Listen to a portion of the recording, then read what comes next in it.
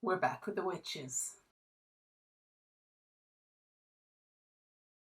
Hi guys, welcome back to my channel. If you're new here, welcome. On this channel we post writing tips, unboxings, book hauls, book reviews and the occasional vlog. And today we are continuing my Pratchett Discworld journey and we are reviewing Carpe Jugulum by Pratchett. This is a witches book in the Discworld series. If you are not new to my channel, you will know I'm reading the Discworld series by Pratchett in order. And we're up to the witches. It's kind of bittersweet because I know this is the last main witches book and then we go on to Tiffany Aching. Now, I do like Tiffany Aching. I just know that's signaling that the originals aren't going to be as involved. And I love them so much, but I understand why, kind of.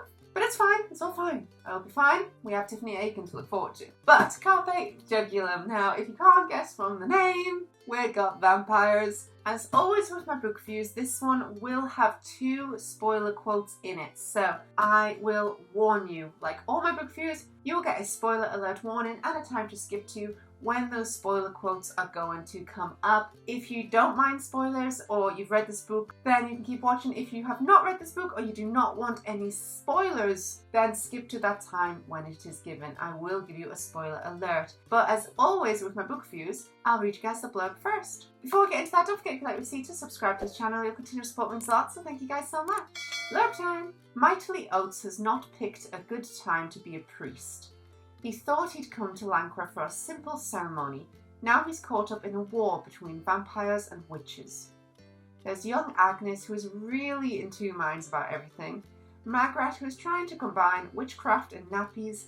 Nanny Ogg, and Granny Weatherwax, who is big trouble. And the vampires are intelligent. They've got style and fancy waistcoats. They're out of the casket and want a bite of the future. Mightily Oates knows he has a prayer, but he wishes he had an axe. Carpe Jugulum is Terry Pratchett's 23rd Discworld novel, but the first to star vampires. We know I love death. I love the Assassin's Guild, so you know I'm going to really enjoy vampires as well. There are 2 reviews on the back. We have He Will Remain an endearing presence in comic literature. That's from Elizabeth Young, The Guardian. We have both his inventiveness and his moral shrewdness seem inexhaustible. That's A.S. Abayat from the Daily Express. Look at the front cover. We know that it is Agnes and Nanny Ogg working together. I mean, the pair of them really. And we have the Nakmak Feagles coming in, little blue guys. So that's always going to be good. Nakmak Feagle is going to be trouble. Before we go into quotes, I actually have a bit of a serious mention in this book. Between page 36 and 38, Granny goes to help a pregnant woman who's been kicked by a cow. During that time, she needs to make a decision because one person is going to die. So it's between the mother and the baby. Now, the midwife who is present wants to ask Mr. Ivy, the husband, but Granny says no because it has nothing to do with him. This brings into light a really just important aspect of, I kind of don't want to say being a woman, but is being a woman, this could happen to anyone, how you are pregnant out of want or accident, any reason, and it's always a choice. Now, obviously, we're not going to go into the political side of pro or not pro here. You can all probably guess which side I'm on. However, it is free choice, but I really admired how Pratchett handled that situation and that Granny Weatherwax took that decision but didn't take it lightly and knows that rests upon her shoulder forever. But it was pro the life of the mother. It was technically pro-abortion to save the mother, which I know we're trying not to go political here, but I am on that side. Obviously, it's the mother's choice if she is capable to make that decision. In that situation, I thought it was just respectful how it was done, and it tackled a massive issue facing half the population of the world, especially in countries where you're not given that choice. I'm lucky to be in the UK. We do have a choice, and I am supported in either choice I go with. But there are countries where there isn't a choice. There is countries where you have the choice, but you're going to have to go through protests to get to it, things like that. It's a whole minefield, but just so you know, page 36 to 38. Thank you, Pratchett. I thought it was very well done. It's a major topic that I don't want to go to delve into in this video, but it is a topic in this book. Representation much appreciated there. Alright, let's get to light-hearted quotes now. Page 39. And they shoved a leaflet under saying, "Repent," Nanny Ogg went on. "Repent? Me? Cheek. I can't start repenting at my time of life. I'd never get any work done. Anyway," she added, "I ain't sorry for most of it." Most of it. I dread to think what the most of it stands for with Nanny Ogg. Nanny Ogg? There is no limits to Nanny Ogg. There is no boundary for Nanny Ogg. What could she possibly be sorry for? I love it. I love Nanny Ogg. Page 74. She'd given up so much, but she'd learnt a lot. Skip a bit. It was a sign. She knew it had come sooner or later. They'd realised it, and now she was no more use. Skip a bit. What had she ever earned? The reward for toil had been more toil. If you dug the best ditches, they gave you a bigger shovel. So true. So this tackles a couple of things. One, this is Granny Weatherwax. Granny Weatherwax can't feel hurt. No! You've no idea. In the last Witch's book, when at the end, I was worried. The Witch's book are one of the only books that I read that I can't always guess the ending. And in the last Witch's book, that really was great for me because I was so concerned. No, she can't be depressed. She can't, no. Granny Weatherwax can never feel useless or unwanted. She's very wanted in my life. I'm protective of my witches, okay? I'm actually welling up, like, oh my god. Oh, Granny. Anyway, that was hard for me to read. But secondly, Pratchett, of course, tackles the, if you dig the best ditch, they'll give you a bigger shovel. No matter how hard you work in life, if you're good at something, they'll just give you more work. Moral of the story, don't overwork yourself because it's not worth it. No one will ultimately appreciate, they'll just give you more of it thinking you can cope. Don't go to the end of your line because people won't stop at the end of your line. You know where it is, give it a gap. Page 146. She ought to have given him a needle. Look at the size of that boil, said Perdita, one of nature's born squeezers. I find it so fun, just born squeezer. Oh my god. So I don't generally wear much makeup, but I do have eyeliner and mascara on right now, and I wear eco makeup. It doesn't take much moisture for this to run, and oh, Granny! If I look like a panda, I apologise, Granny. It's deep in my heart. Page 163. They looked very much like men who killed other people for money, and not even a lot of money. They looked, in short, like men who'd cheerfully eat a puppy sandwich. This is just a wonderful description. Pratchett showing, overtelling again. They'd eat a puppy sandwich. We need no more detail about these guys. Page 177. She was not herself hugely in favour of motherhood in general. Obviously it was necessary, but it wasn't exactly difficult. Even cats managed it. But women acted as if they'd been given a medal that entitled them to boss people around. It was as if just because they'd got the label which said mother, everyone else got a tiny part of the label that said child.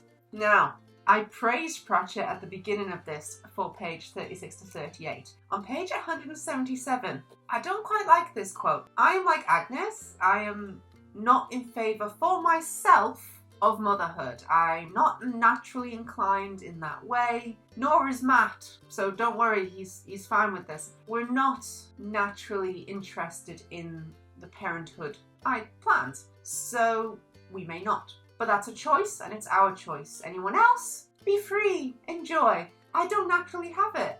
I'm in awe of people who do, because I don't have, and I don't know how. I just don't have it. I have it for all animals. It's very confusing to me. So like Agnes, that was fine. I'm like, yeah, in favour, yeah, that's fine. But it not being a difficult job?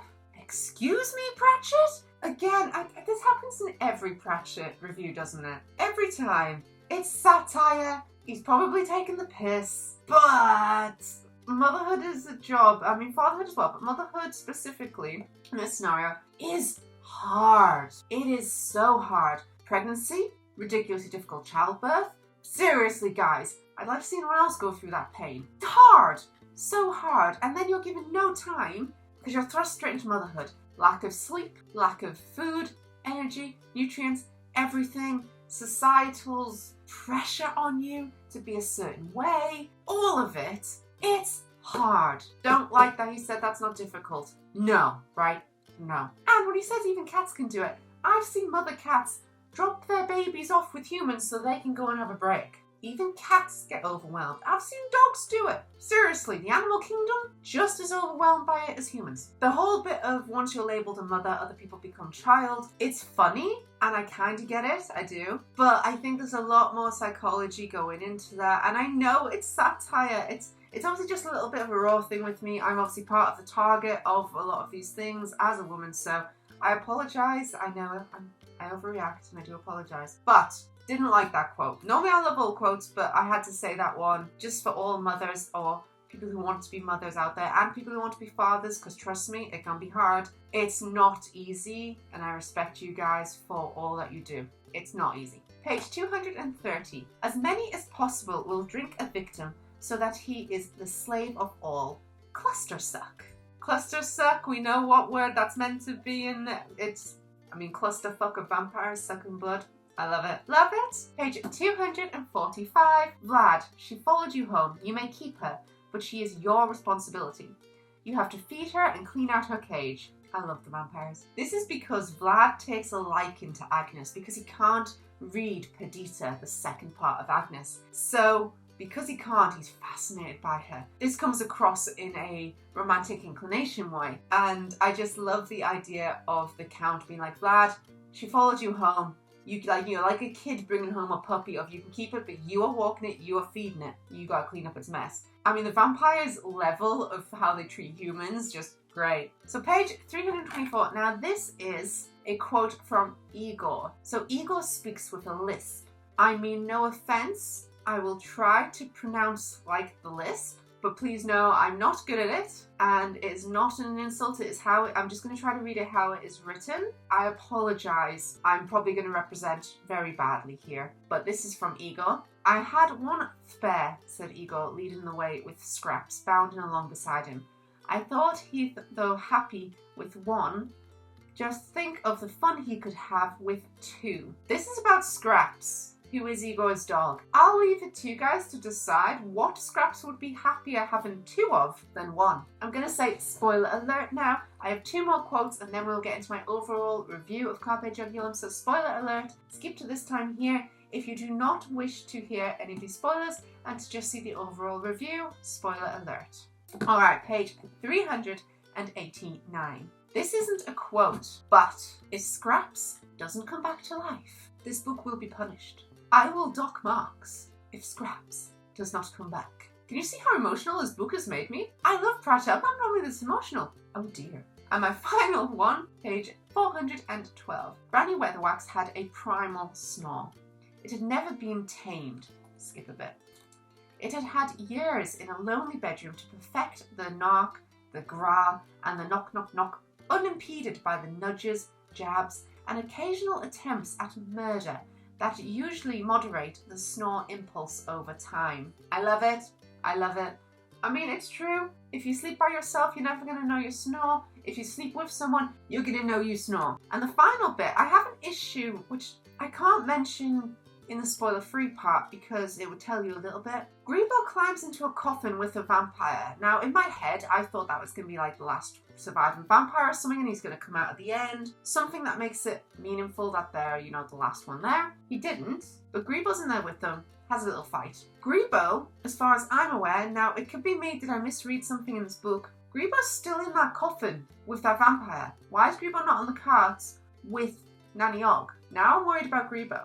I want Grebo back, and Grebo better not be left in the vampire. I know Grebo would be absolutely fine, but Grebo belongs with Nanny Ogg, not in a coffin. And welcome back. If you are joining me from the spoiler zone, this is now spoiler free again. We'll go into my overall review of this book, and we'll use the review template that I've made to go through it. But overall, it has a really good structure. It's very similar to Lords and Ladies, like very similar in its structure, in how characters react. But I really enjoyed it. It has a good plot. It moves forward. The characterization is great as always. The writing style is great. You meet the vampires, which is a new part of Discworld, which we hadn't yet been properly introduced to. I think we have had a vampire. Didn't we have a vampire in one of the guards? Wasn't he the shield person? But we get a better introduction to them, I suppose. They actually have more characters. So overall, for enjoyment, I would give this, for enjoyment, a 10 out of 10.